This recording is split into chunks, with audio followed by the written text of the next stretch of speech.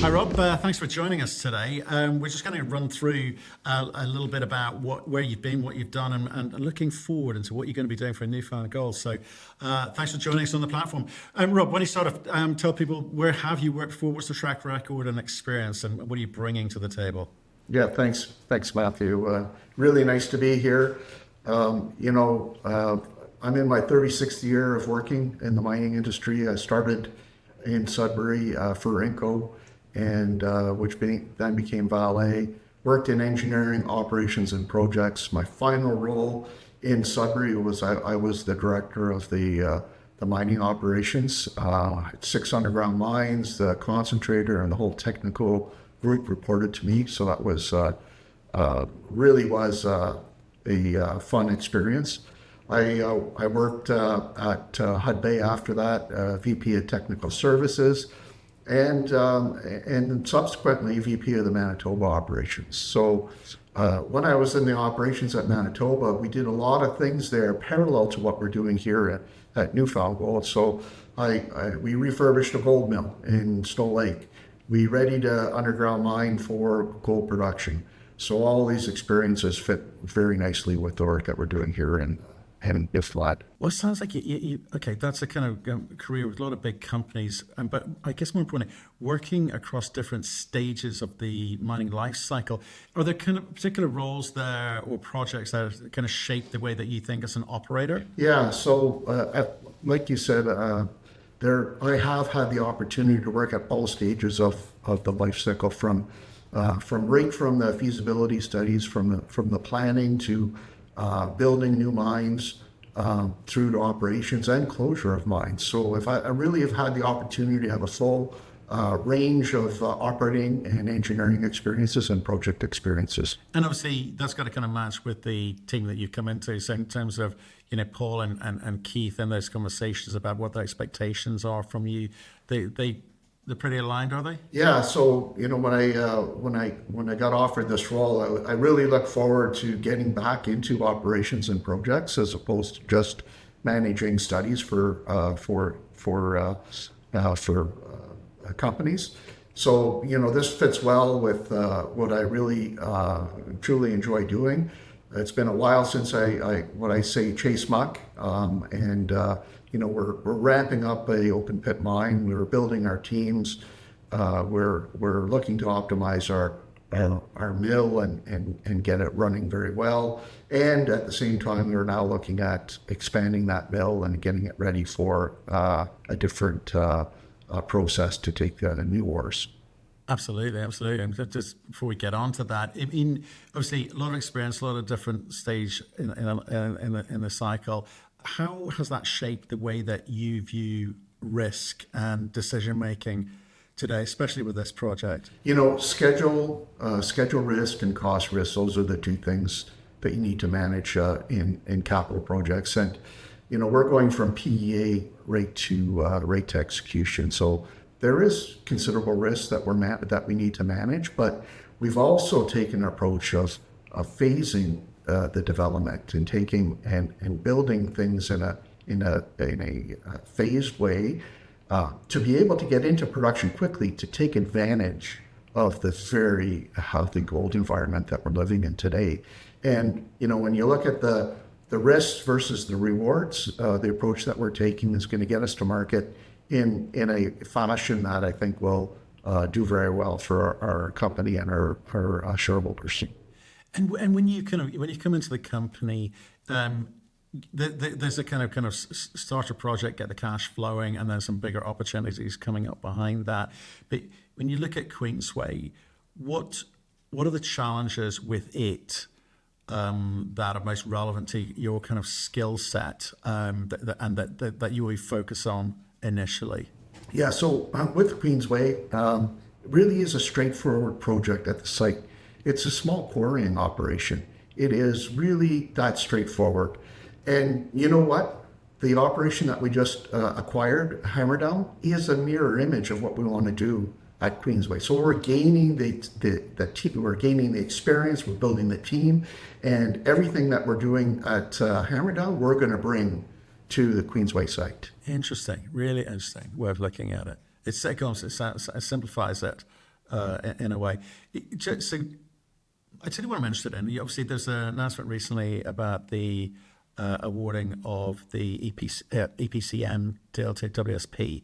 And it kind of made me think about, well, you've got a lot of spinning plates going on here. You've got a lot to look at, and team building's part of that, but also outsourcing is part of that, the EPCM. How do you manage people and consultants? Is it a case you've got to trust their ability, or are you kind of micromanagement kind of guy? Yeah. So, we are a small firm. We don't have a big team. We know we can't build this ourselves. And so that's why we went and hired WSP as a multinational firm that builds projects and completes this type of engineering for us. They are well suited for this. There's trust in the work that they're doing. We have regular meetings with them. We have operations teams. Our team from Pine Cove is contributing to the design and the input into the project. So really, it is very collaborative approach, and we're looking forward to be breaking ground this summer at Pine Cove. Okay, but ultimately you're the client, right? You're paying the bills. So in terms of what you want to see in terms of the systems and the processes and the decision gates for Queensway, how do you like to run things? Yeah, so as I said, we are speed to production is the most critical thing for the company, and so by doing that, we are doing things in parallel, right? It's not a traditional stage gate approach where you get all the information and then assess it and build it. We are doing a design build, and we have milestones that we plan on achieving so that we can achieve our targets for first gold in 2027. Okay, so you've got to trust the people that you're working with. You've got to, make sure you put a lot of effort into selecting the right people. Obviously, WSP have a good reputation, but they were kind of part of a five-way pitch, as it were.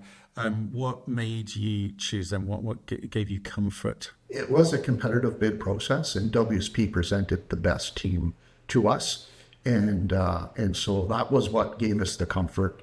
And their approach of the way they were going to do the work was what was the driving force for us to select them. And what's the sort of the ultimate overriding instruction to them? Obviously, you want to do it as quickly as possible, but you've got to do it right, because otherwise the market judges you at that point. So in terms of managing those kind of critical steps and those timelines, how does that actually look like in reality? Yeah, so we have a owners team that we've built. We've got very good technical experts that are consulting for us in processing, metallurgy, mining, and the mineral resource estimation. So with the complement of the owners team that we've assembled and with their expertise of WSP, it's really allowed us to advance and get this project going very quickly.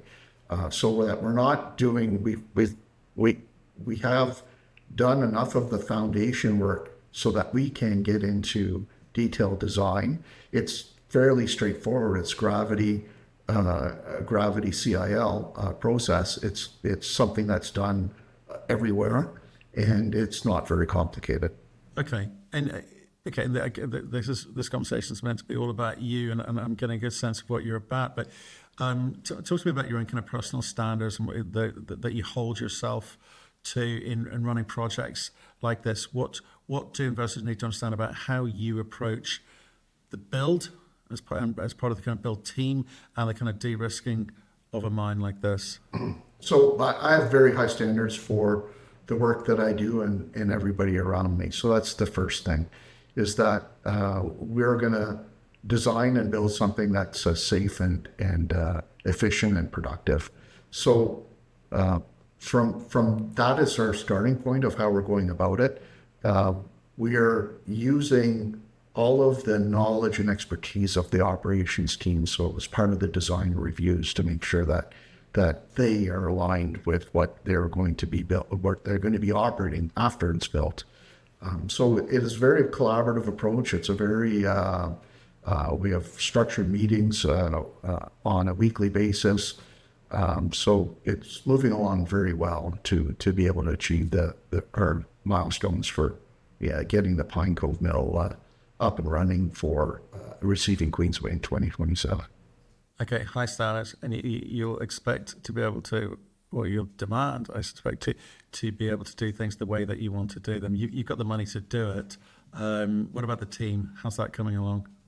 Yeah, so as I mentioned earlier, we have very good owners team of consultants. We are also in the process of building our construction team, integrated with WSP and our own technical people to be on the ground and help that ensure that we get things done properly and efficiently. Rob, lovely to meet you.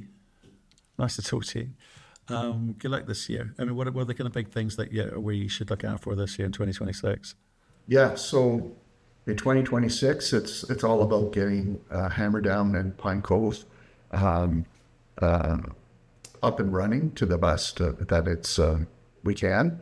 We're going to be issuing a technical report on Hammer Down and Pine Cove, which will outline our vision of the opportunity that we have in front of us. Over the course of 7 to 10 years of operating several deposits. We will also be starting on the refurbishment of construction to expand Pine Cove, and also looking to get our permits over at Queensway in the summer, and start early works in the fall of this year for construction. So as we outlined in our PEA, gold in 2027, mid 2027, that is our goal, and that we're still striving towards.